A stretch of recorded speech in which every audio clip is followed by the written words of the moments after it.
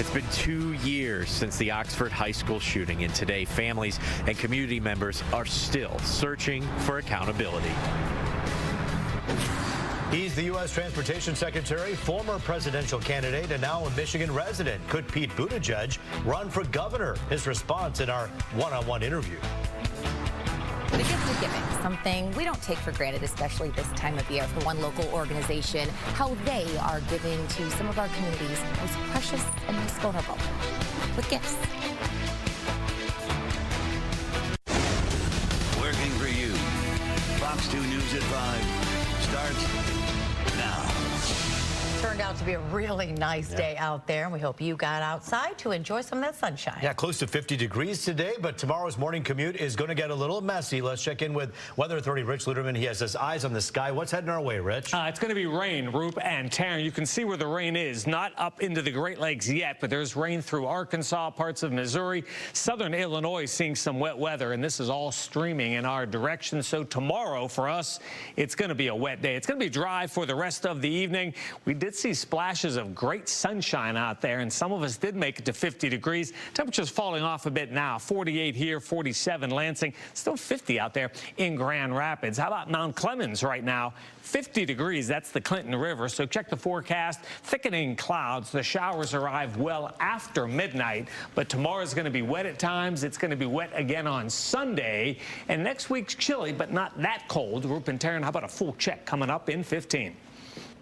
Thanks, Rich. Well, 2 years ago today, a young gunman opened fire inside Oxford High School. What a solemn day. 4 students were killed, 7 others were hurt, and an entire community left stunned. Fox 2's Scott Wolchak spent the day in Oxford. He joins us live with more on this somber anniversary. Scott.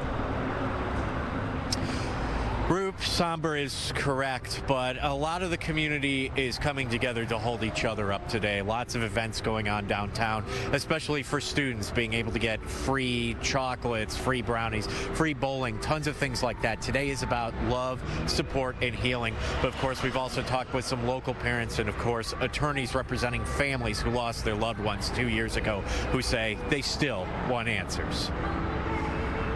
4 children were lost.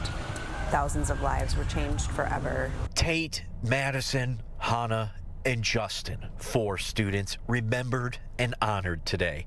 They died 2 years ago during the Oxford High School shooting, where 7 other people were injured.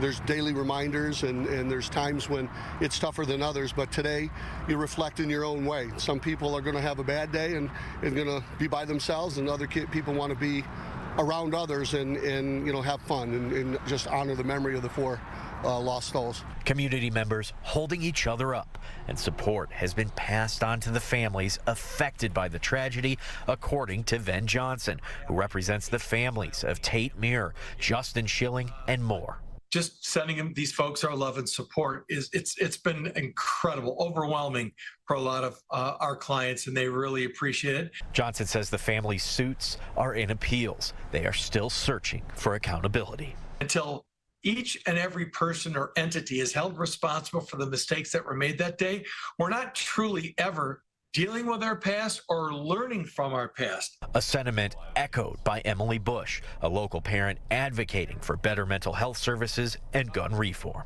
We need to see more accessible trauma-informed health care for students, kids, adults. Absolutely would like to see more done from a federal level on making sure that we don't have firearms in the hands of people that shouldn't have them. Now, the community is certainly searching for a lot of answers, but it is a very close-knit community. Everybody here really cares for one another and is trying to find the best way to heal after this tragedy that happened 2 years ago.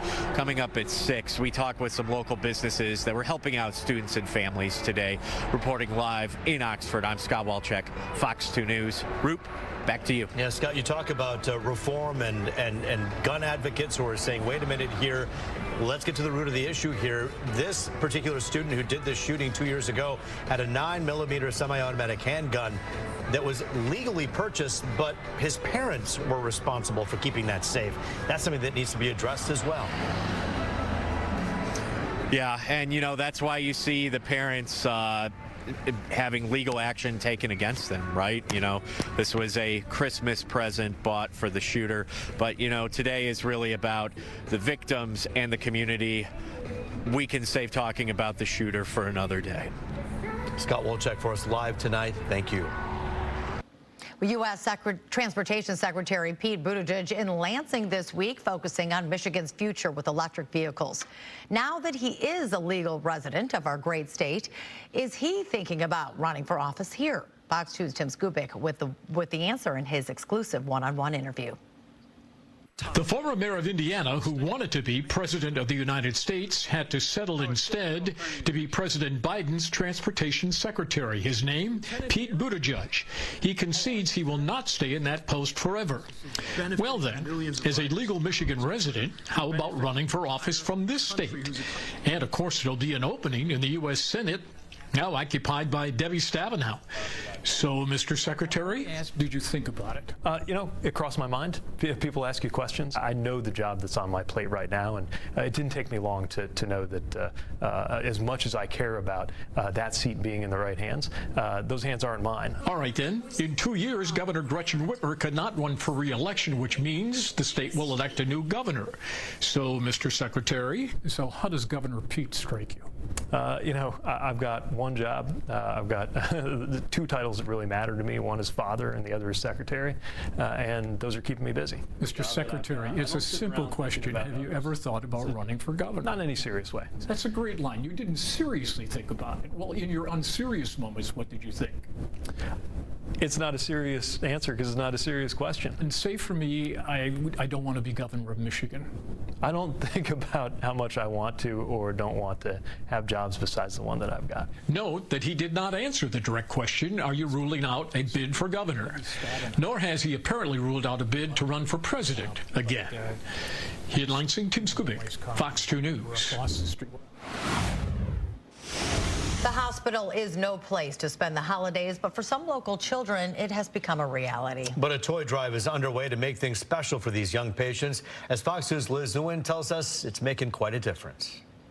The gift of giving this time of year, and really all the time, is something we never take for granted. But when it comes to giving to those who need it most, well, one local organization is taking it to the next level with some holiday spirit.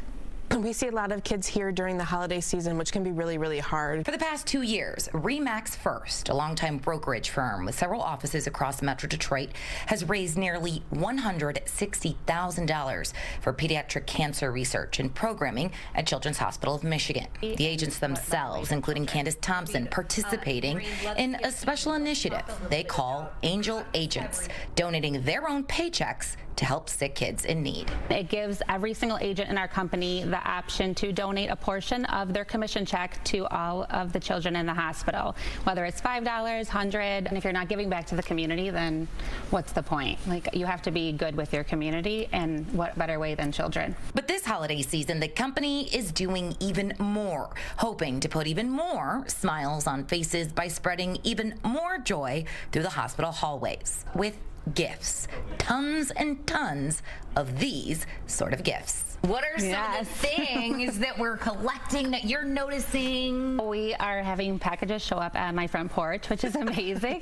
At the office, I just went to an office meeting a couple hours ago, and agents were overwhelming with their support with gifts, gift cards, everything that you can name. So we hope to get more on Sunday. But in order to make an even greater impact, they're asking for the community's help. On Sunday, from 11 a.m. to 1 p.m., agents and hospital employees will be collecting your gifts, and the big guy in red himself will be there to spread that good cheer. Little things make a big difference, like Matchbox cars, Play-Doh. We serve babies as young as 1 day old or a couple hours old, all the way up into kids in their young adults in their 20s. And while the gifts certainly lighten the mood for members of the Child Life team, they're also extremely helpful, doing even more when it comes to developmental teaching and support. A lot of these items that we see here are a great way to do that, because we are talking about medical information, which can be very scary. Every year, the Children's Hospital of Michigan gives nearly 8,000 gifts to patients in and out of the hospital, families included. It's generosity made only possible with the help of others. We are always appreciative appreciate community donors that consistently donate to us, because we can then not always bank, but kind of count on them to be able to provide the resources that our patients and families deserve, and really helps make their hospitalization so much easier. For more details on how you can donate and what to give, head over to our website at fox2detroit.com. Liz Lewin, Fox 2 News. Well, the holidays can be a tough time for many veterans, but one group is looking to change that. Michigan Veteran Homes has kicked off its Make a Veteran Smile campaign. The Assisted Living Center is asking people like you to send its veterans members a letter. For some, it might be the only message they get around the holidays.